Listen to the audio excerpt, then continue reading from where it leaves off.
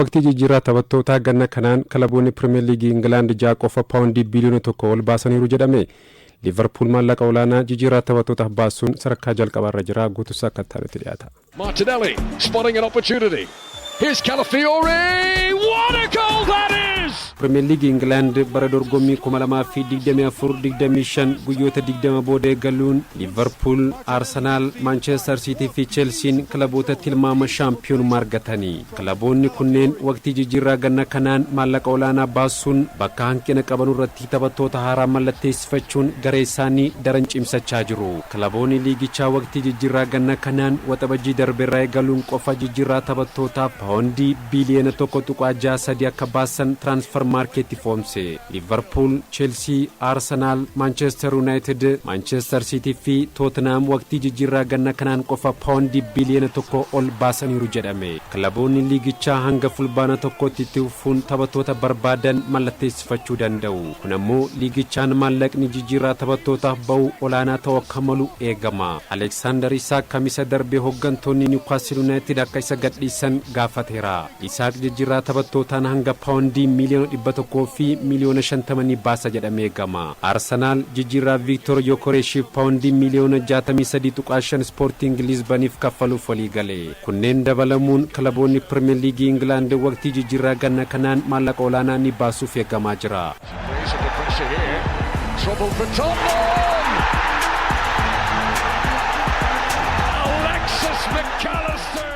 Waqtii jijjiirraa ganna kanaan hanga ammaatti hanga Liverpool maallaqa olaanaa jijjiirraa taphattootaaf kan baaseen jiru. Akka gabaasa BBC Sportiitti yoo ta'e shaampiyooniin bara darbee Liverpool paawundii miliyoona 200 fi miliyoona 69 baasuun sadarkaa jalqabaarratti argama. Kilabichi waqtii jijjiirraa tokkoon maallaqa olaanaa baasuun akka addunyaatti sadarkaa 6ffaarra jira. Bara darbee Chelsea paawundii miliyoona 400 ol waqtii jijjiirraa gannaan baasuun riikardii addunyaa qabateera. Kilabiin Saudi Arabiyaa Al Hilal fi kan France PSG sadarkaa lamaffaa fi sadaffaarratti argamu. Liverpool jijjiirraa Alexander Isaqiif hanga paawundii miliyoona 100 fi miliyoona 35 ol Newcastle Unitediif kaffalaan waqtii jijjiirraa tokkoon qofa paawundii miliyoona 400 fi miliyoona 5 ol baasuun riikardii addunyaa kana dura Chelsean qabamee ture fooyyessa. Liverpool jijjiirraa ganna kanaan Florian Wirtz paawundii miliyoona 100 fi miliyoona 16 Bayer Leverkusen irraa mallatteessifachuun riikardii British fooyyesse. Hugo Ekitike paawundii miliyoona 69 Milos Kerkez paawundii miliyoona 40.8 Frimpong paawundii miliyoona 35 taphattoota Liverpool walduraa duubaan Eintracht Frankfurt, Bournemouth fi Bayer Leverkusen irraa mallatteessifateedha. Taking control of the situation. That's a magnificent pass if Neto gets there first, which he does. Chelsea jijjiirraa ganna kanaan paawundii miliyoona 200 fi miliyoona 12 ol baasuun Liverpool taanuun sadarkaa lammaffaarra jira. Shaampiyooniin addunyaa Chelsea Joao Pedro, Brighton, Jamie Gittens, Borussia Dortmund, Liam Delap, Ipswich Town irraa taphattoota ganna kana mallatteessifate keessaa jalqabarratti argamu. Arsenal jijjiirraa gatii Victor Yokeresh osoo hin dabalatiin paawundii miliyoona 100 fi miliyoona 37 sadarkaa sadaffaadha. Martin Zubimendi, Noni Madueke, Kepa Arrizabalaga, Christian Norgard fi Christian Mosquera taphattoota Arsenal dursee mallatteessifate. Bara dorgommii darbee sadarkaa 15ffaan kan xumure Manchester United jijjiirraa Maatiyaas Kunyaa fi Brian Mbeumof qofa paawundii miliyoona 100 fi miliyoona 33.3 baasuun sadarkaa afuraffaadha. Manchester Cityin Tijani Reinders, Ryan Aitnuri fi Ryan Cherki paawundii miliyoona 100 fi miliyoona 27 jijjiirraa taphattoota kanneeniif baasuun sadarkaa shanaffaarra jira. Thomas Frank leenjisaa kilabichaa gochuun kan qacare Tottenham paawundii miliyoona 100 fi miliyoona 22.5 sadarkaa taanu qabate. Tottenham paawundii miliyoona 55 Mohamed Kudus taphattoota mallatteessifate keessaa tokko. Waggoota 8 booda gara Premier League Englanditti kan deebi'e Sunderland paawundii miliyoona 100 fi miliyoona 1 sadarkaa 7ffaarratti argama. Brighton, Burnley fi Leeds United jijjiirraa taphattootaan maallaqa olaanaa baasuun walduraa duubaan sadarkaa 8ffaa hanga 10ffaa qabataniiru.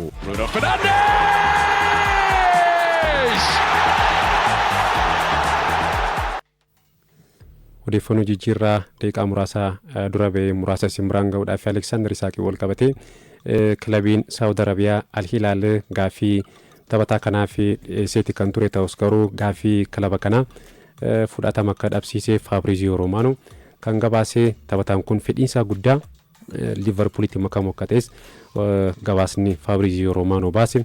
ni agarsiisa. Kilabii Saawud Arabiyaa Alexander Isaaqiif torbeetti paawundii 600 dhiyeesseef akka ture kan gabaafame maallaqa kana mindaa olaanaa kana torbeetti argatu kan diiduu isaa gabaafameera. Tarii Liverpool gaafii kan dhiyeessu taanaan gaafii Liverpool fudhachuudhaaf qophii akka ta'es kan gabaafame. Leenjisaan Newcastle United edii haawamu Alexander Isaaq taphataa murteessaa kilaba keenyaati nu waliin akka turu abdii qabna jechuudhaan kan isaan dubbatanii guyyoota taanaan taphataan kun kilaba kamiif mallatteessaa kan jedhu kan eegamu ta'a. Caalatti Liverpool taphaticha ni barbaada. PSG akkasumas ammoo kilabiin Saawud Arabiyaa Al Hilal kilaboota taphataa kana barbaadan keessaa tokko ta'us garuu tasuma gara Saawud Arabiyaa deemuun barbaadu xiyyeeffannoon koo Awurooppaa keessaa taphachuudha jechuudhaan kilaboota Saawud Arabiyaatti akka beeksise kan gabaafame. Kanaatti ammoo taphataan kan Argentina shaampiyooniin addunyaa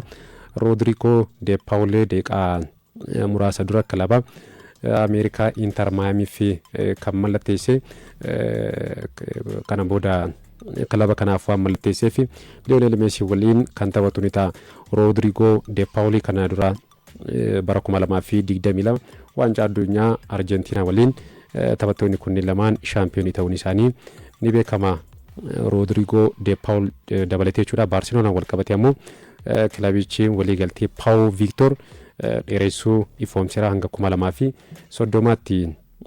Pau Victor ifatti waliigaltee Barcelona waliin qabu kan dheeressee Jules Koundénis waliigaltee dheeressuudhaaf akka waliigale Markaan kan gabaasee waliigalteen amma kilabicha waliin qabu bara 2024 kan xumuramu ta'us garuu hanga 2030tti Barcelona waliin waliigaltee isa tursiisu mallatteessuudhaaf akka ta'edha gabaafamaatti kan jiru. Lionel Messi wal qabatee taphataan kun tapha tokko adabameeti kan ture.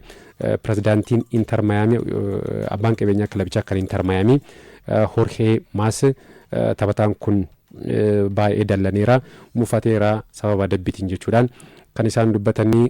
Adabbiin kun ammoo taphataa kanarratti yookiin liigicha irrattis dhiibbaa guddaa fidee dhufu akka danda'u kan dubbatanii. Sababa kanaan waliigalteen Inter Miami waliin qabu xumuramuudhaaf dhiyaateeti kan jiru. Waliigaltee dheeressuu dhiisuudhaan kilabicha gadhiisuu danda'a. Kun ammoo kilabichaafis ta'ee liigii biyyattii kan Major League Soccer fi waan gaarii miti adabamuu irra ture jechuudhaan abbaan qabeenyaa kilabichaa kan Inter Miami Jorge Mas kan isaan dubbatanii. Lionel Messi tapha tokko kan inni adabamee badhaafamaan yeroo 8 Lionel Messi tapha irratti waan hirmaanneef kan inni adabamee roobii darbee taphattoonni ciccimoo Major League Soccer garee taphattoota ciccimoo Meeksikoo waliin yeroo taphatan tapha kanarratti inni hirmaanne kan ture isa dabalatee akkasumas ammoo Jordi Albaanis tapha kanarratti inni hirmaanne. Sababa kanaan taphattoonni kunneen lamaan tapha tokko kan isaan adabamanii. Meesiin garuu adabbii kanatti akka malee akka mufate pirezidaantiin akkasumas ammoo abbaan qabeenyaa kilabichaa Jorge Mas kan isaan dubbatanii. Odeeffannoo biraattiin ammoo Lukaas Paqueta hirmaannaa qabxii tapha jijjiiruu irratti kana dura himanni irratti banameeti kan ture. Amma garuu himanni irratti banameerra bilisa akka ta'edha miidiyaaleen gabaasaatiin kan isaan jiranuu ta'e jedhee kaardii gaggeessaa fudhachuudhaan kasaaraa akka taphate gaafamaati kan ture. Amma garuu FN England qorannoo waggaa tokko oliif gaggeessaa tureen taphataan kun bilisa jechuudhaan kan inni beeksisee. Arsenal wal qabatee immoo maqaan isaa ammas taphattoota mallatteessifachuudhaaf taphattoota hedduu waliin maqaan isaa kaa'ati kan jiru. Taphataa sarara fuulduraa kan Real Madrid Rodrigo Goes akkasumas ammoo Eze Crystal Palace irraa mallatteessifachuudhaaf ni barbaada. Rakkoon guddaa kan Arsenal qarqara bitaa gara Martinelliin taphatuun hanqina guddaa akka qabu ni beekama. Kana hanqina kana furuudhaaf ammoo Mikel Arteetaan taphattoota kanneen lama irratti kan isaan xiyyeeffatanii ta'us garuu Real Madrid jijjiirraa Rodrigo hanga paawundii miliyoona 100tti kan gaafate. Akkasumas ammoo taphatichi mataansaa mindaa olaanaa akka isaaf kaffalamu gaafateeti kan ture. Amma garuu Arsenal mindaa olaanaa taphataa kanaaf hin kaffalu jechuudhaan taphatichatti akka hime gaafamaatti kan jiru. Eezedha wal qabatee ammoo taphataan kun hanga jijjiirraan taphattoota xumuramutti Arsenaalitti makamuudhaaf fedhii akka qabuu fi Arsenaaliif akka mallatteessu abdiin qabachuudhaan hiriyoota isaatti akka hime BBC Sport kan inni gabaasee Jack Grealish wal qabate ammoo hanga ammaatti taphataan kun miseensa Manchester City keessaa hirrifamuu isaanii beekama waancaa kilaboota addunyaatti wal qabatee jechuudha. Ga'umsi isaa yeroodhaa gara yerootti kan Jack Grealish gadi bu'aatti kan jiru amma garuu kilabiin kan seereetilii shaampiyooniin seereetilii Naapooliin taphataa kana mallatteessifachuudhaa fi hojjechaa akka jiru kan gabaafame. Naapooliin osoo jennu kilaboota Premier League England irraa taphattoota hedduu hordofaatti kan jiru Raheem Sterling akkasumas Jack Grealish, Alejandro Garnacho fa'aa mallatteessifachuudhaa fi fedhii ni qaba. Dursees taphattoota Premier League England bal'inaan garee of keessaa qabu Scott McTominay, Lukaku akkasumas ammoo Kevin De Bruyne dhiyeenya kana Kevin De Bruyne kan mallatteessifate Scott McTominay bara dorgommii darbee ga'umsa olaanaa mul'isuudhaan kilabichi shaampiyoon akka ta'u kan inni gargaare. Ammas taphattoota Premier League England ergisaadhaan akkasumas ammoo jijjiirraa maallaqa muraasaan mallatteessifachuu akka barbaadu himaati kan jiru. Newcastle United ammoo tarii taphataan sara fuuldura kan Alexander Isak kilabicha kan gadhiisu taanaan bakka isaa taphataan Norway Jørgen Strand mallatteessifachuudhaa fi fedhii akka qabu The Athletic kan gabaasee. Manchester City wal qabate ammoo Tino Livramento mallatteessifachuudhaaf paawundii miliyoona 50 ol akka qopheesse gabaafamaatti kan jiru. Callum Wilson ammoo kilaba maleedha kan argamu Newcastle United waliin gargar erga bahee booda amma West Ham Unitediif mallatteessuudhaaf akka walii gale gabaafameera.